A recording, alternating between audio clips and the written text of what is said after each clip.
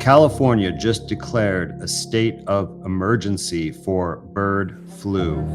An outbreak of the virus is affecting cows at dairy farms in Southern California. 3 million commercial egg-laying chickens in the state have been euthanized after exposure to the virus. 34 people in California have tested positive for bird flu. According to Ohio Court of Appeals case State v. Perry, in 1972, an emergency is an unforeseen combination of circumstances that calls for immediate action without time for full deliberation. So, is this an unforeseen combination of circumstances? Does it call for immediate action? Is there time for deliberation?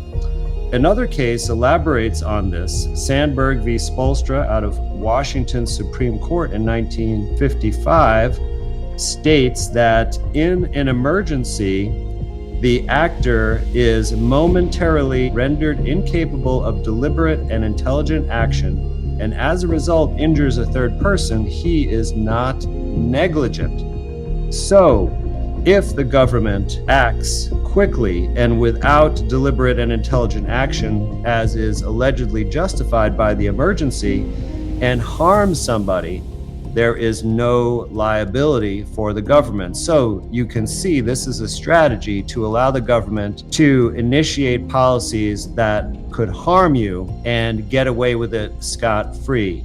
However, there are severe limits to what the government can do in emergencies, and these are present in the written law that you can find in your state and in the federal government.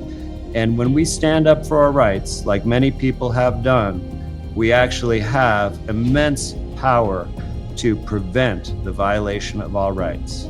So let's get together, learn what to do, and stand up for ourselves.